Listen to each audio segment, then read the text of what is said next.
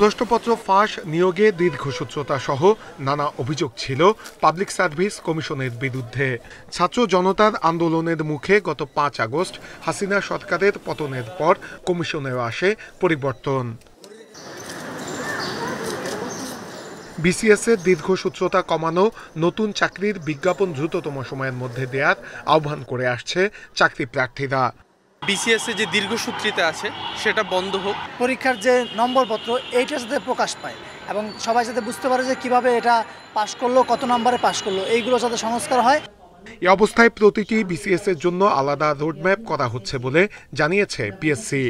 আমাদের যার যতটুকু মেধা আছে সেই মেধাটুকুকে পূর্ণভাবে কাজে লাগিয়ে কেমন করে পাবলিক সার্ভিস কমিশনের দীর্ঘসূত্রিতা, এবং আমরা বলবো যে আমাদের যত স্টেক হোল্ডার গ্রুপ আছে পাবলিক সার্ভিস কমিশনের সাথে আমাদের কিছু পরিকল্পনা আমরা অলরেডি নিয়েছি।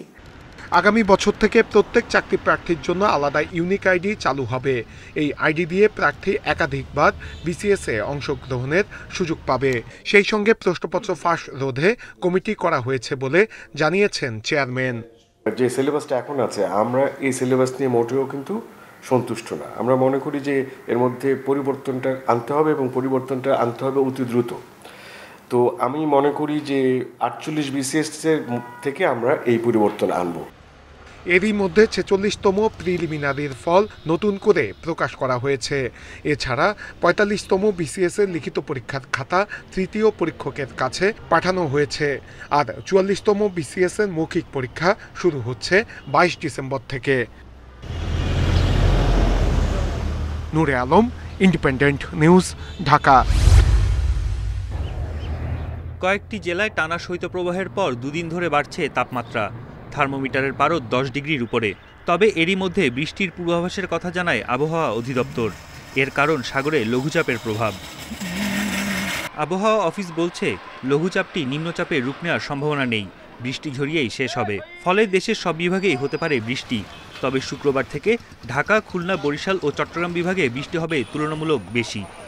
দেশের উপরে বৃষ্টিপাতের সম্ভাবনা আছে, বিশেষ করে খুলনা বিভাগ, বরিশাল বিভাগ, ঢাকা বিভাগ, চট্টগ্রাম বিভাগের উপর বৃষ্টিপাতের প্রভাবটা একটু বেশি থাকবে। বিশেষ করে ঢাকা বিভাগের দক্ষিণাঞ্চল, ময়মনসিংহ বিভাগ, সিলেট বিভাগ এবং রাজশাহী বিভাগের কিছু কিছু অংশে হালকা থেকে মাঝারি ধরনের বৃষ্টিপাতের সম্ভাবনা আছে। সোমবার থেকে কমে আসবে বৃষ্টির প্রবণতা, সেই সঙ্গে বাড়বে শীতের তীব্রতা। দেখা মিলবে ঘন কুয়াশার। তাপমাত্রা কমতে পারে 3 ডিগ্রি সেলসিয়াস পর্যন্ত।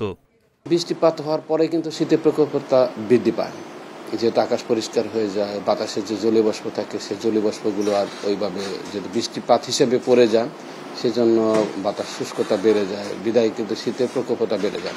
ডিসেম্বরের শেষে আবারও শৈত্যপ্রবাহের শঙ্কার কথা জানিয়েছে আবহাওয়া অধিদপ্তর। বন ইবনে কামাল, ইন্ডিপেন্ডেন্ট নিউজ, ঢাকা। যশোরের শার্শা উপজেলায় ভারত সীমান্তবর্তী ইচ্ছামতি নদীর পাড় থেকে 3 বাংলাদেশির মরদেহ উদ্ধার করা হয়েছে। উপজেলার 5 ভুলট ও পুটখালী সীমান্ত থেকে 3টি মরদেহ উদ্ধার করে বিজিবি ও পুলিশ। তাদের শরীরে একাধিক আঘাতের চিহ্ন রয়েছে। বিজিবি জানায় 5 ভুলট সীমান্তের শূন্য রেখায় বাংলাদেশের অভ্যন্তরে ইচ্ছামতি নদীর পাড়ে মরদেহ দেখতে পায় স্থানীয়রা।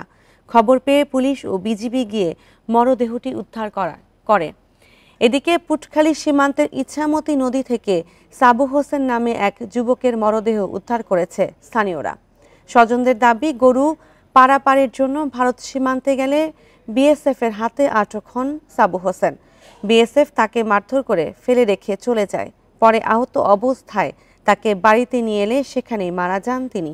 এছাড়া বিকালে ইচ্ছামতি নদীর তীর থেকে আরেক যুবকের মরদেহ উদ্ধার করে পুলিশ। মিয়ানমারের রাখাইনের সাম্প্রতিক সহিংসতায় বাংলাদেশে নতুন করে ৮০,০০০-এরও বেশি রোহিঙ্গা প্রবেশ করেছে বলে জানিয়েছেন প্রধান উপদেষ্টা অধ্যাপক মোহাম্মদ ইউনুস।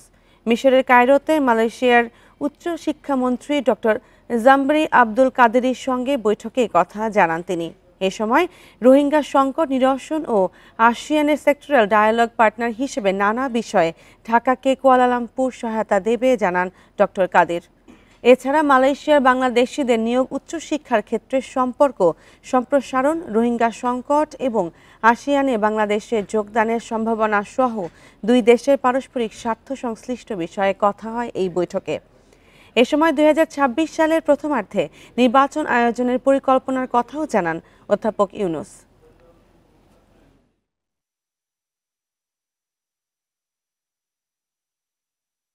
অনেক রিজিওনাল, অনেক বায়োলেটারাল আমাদের সাথে যে তাদের যে মিউচুয়াল ইন্টারেস্টের যে জায়গাগুলো আছে সেগুলো নিয়ে কথা হয়, রোহিঙ্গা ক্রাইসিস নিয়ে কথা হয়, আমাদের ইলেকশনের টাইম লাইন নিয়ে উনি ওদেরকে একটু কথাবার্তা বলেন।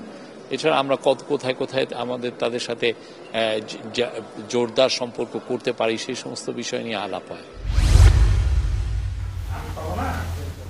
ঠাকুরগাঁওয়ের হরিপুর সহ 5 উপজেলায় নতুন ধরনের প্রতারণার অভিযোগ উঠেছে। ভুক্তভোগীরা জানান, শামীম আহমেদ নামে এক ব্যক্তি বিদেশি অনুদানে পাকা বাড়ি করে দেওয়ার কথা বলে হাতিয়ে নিয়েছেন 1,500 দুস্থের প্রায় 20 কোটি টাকা। অভিযুক্ত শামীম সপরিবারে আত্মগোপনে চলে যাওয়ায় হতাশাগ্রস্ত হয়ে পড়েছেন গ্রামবাসী। ঘরের জন্য 1,25,000 টাকা দিচ্ছি, এখন ঘরও পাচ্ছি না, আমি টাকা পাচ্ছি না। আমি কাজ করে অনেক কষ্ট করে টাকা দিয়েছি, সে টাকাগুলো আমার খাইয়েছে, আমাকে 1 বছর হয়ে গেল, আমাকে ঘর বাড়ি দেয় না। বিষয়টি তদন্ত সাপেক্ষে ব্যবস্থা নেওয়ার আশ্বাস দিয়েছেন জেলা প্রশাসন। আমি সংশ্লিষ্ট উপজেলা নির্বাহী অফিসারকে আমি বিষয়টি ইনস্ট্রাকশন দিয়েছি যাতে বিষয়টি যাচাই করে অভিযোগটি কতটুকু সত্য সে বিষয়টি যাচাই করে আমাকে একটা প্রতিবেদন দিবে। এদিকে মাদারীপুর সদরের খোয়াজপুর ইউনিয়নের চরগোবিন্দপুরে আশ্রয়ণ প্রকল্পের 40টি ঘর মাত্র 3 লাখ টাকায় কেনার অভিযোগ উঠেছে খোয়াজপুর ইউনিয়নের ইউপি সদস্য নজরুল সর্দার এবং তার সহযোগী আজিজুল আকন ও জাকির হোসেনের বিরুদ্ধে। ঘর যখন আমাকে ভাঙ্গাচুরা নিতে কইছে, আমরা ঘরদুয়ার ভাঙ্গাচুরা নিতে পারি নাই, আর আমরা তার পারি না ঘরদুয়ার ভাঙ্গাচুরা নিতে লিগা, সেজন্য আমরা ঘরটা বিক্রি করে দিচ্ছি। আমাকে প্রয়োজন এখন ঘর দরকার, আমরা অনেক জায়গায় কষ্ট করতেছি, কোনো জায়গায় থাকতে পারতেছি না। অভিযুক্তদের একজন ঘর কেনার বিষয়টি স্বীকার করে জানান, উপজেলা নির্বাহী কর্মকর্তা ও ঘরের বাসিন্দাদের সম্মতিতে ঘর কেনা হয়েছে। ওই যে টিউনু ছাড়াইছিল আর পেয়ে ছাড়াইছিল, এরা আয়া এই জানে থাকে বস্তিতে, এখন ডাকছে ওই মাথা, ডাকার পর বলছে যে তোমার ঘর 3 দিন টাইম দিলাম, আমি এই 3 দিনের মধ্যে তোমরা ঘর বিক্রি করো বা ফালাই দাও বা তোমরা ভাঙ্গা ছিঁড়া লয়ে দাও, ওটা তোমার ব্যাপার। এর আগে চলতি বছরের মে মাসে আরও 40টি ঘর 3.5 লাখ টাকায় বিক্রি করতে বাধ্য হন ভুক্তভোগীরা। 6 মাসের মধ্যে গৃহহীন হয় 80টি পরিবার। Sadiqur Rahman Siddiqui, independent news.